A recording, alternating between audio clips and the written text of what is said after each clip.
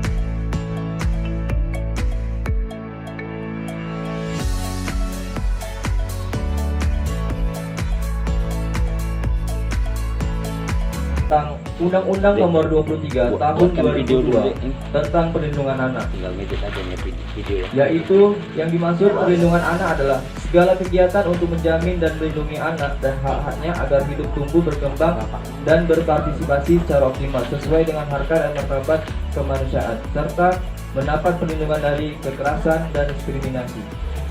Pasal 1 butir 3 Undang-Undang Nomor 23 Tahun 2002. Dan ada pun di sini butir-butir perlindungan anak dalam Undang-Undang Nomor 23 Tahun 2002. Pada pasal 1 ayat 1, anak adalah orang yang belum berusia 18 tahun, termasuk yang masih dalam kandungan.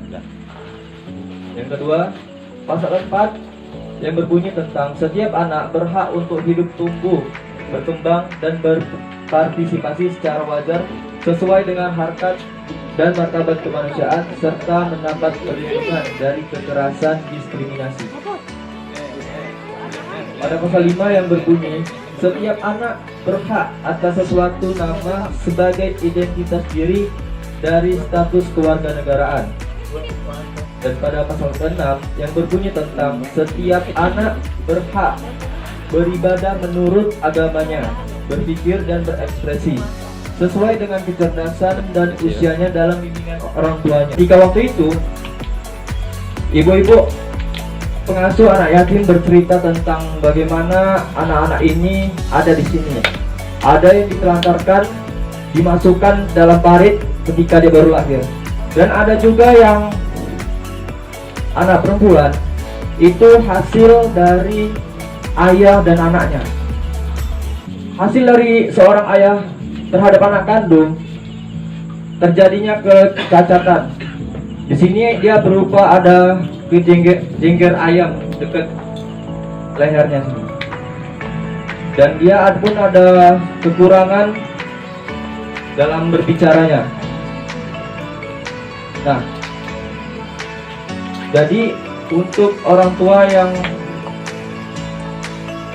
melakukan seks terhadap anak kandung ini merupakan anak yang paling tertindas di antara anak-anak lainnya. Bagi orang tua yang memperhatikan anaknya dari bayi sampai dewasa itu tidak akan terasa waktunya. Seiring waktu berjalan, pasti waktu itu terus berjalan. Anak tumbuh, remaja, dewasa, sedangkan kita orang tua pasti akan menua. Kapan lagi kita melihat anak-anak kita dewasa sementara kita sibuk memperkaya diri kita sendiri?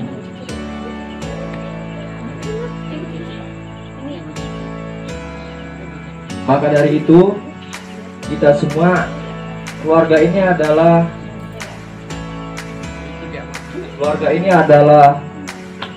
tembok rumah yang dibangun atas pondasi-pondasinya. Apabila pondasi-pondasi itu rapuh, pasti keluarga itu juga akan rapuh.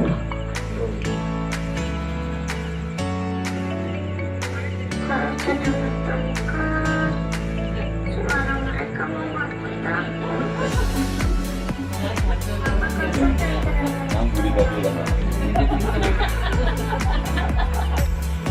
Sanggupkah kita sebagai orang tua sibuk mencari uang, nafkah,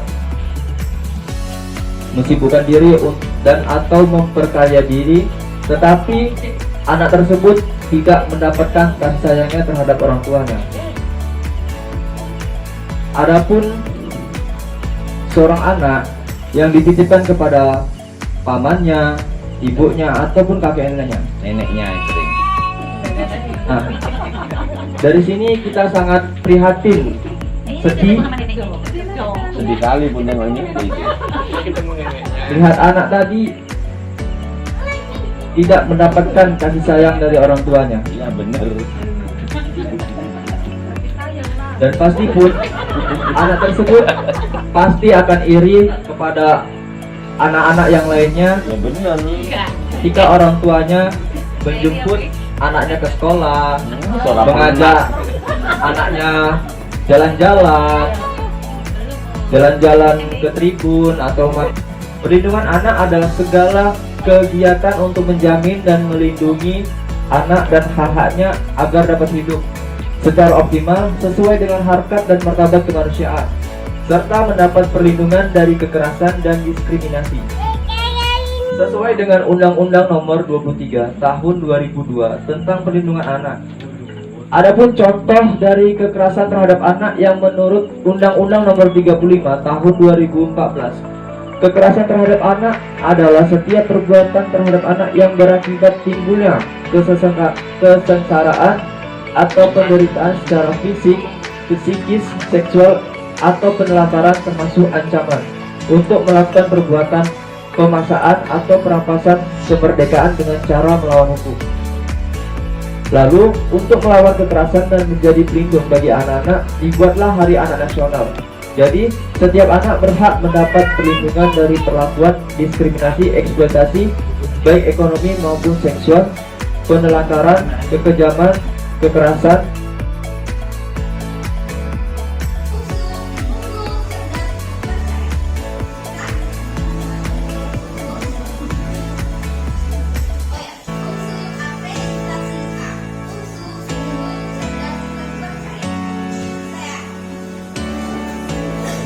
Gak bisa kak, contohkan lah kak. Contohkan sama kawan-kawannya, contohkan.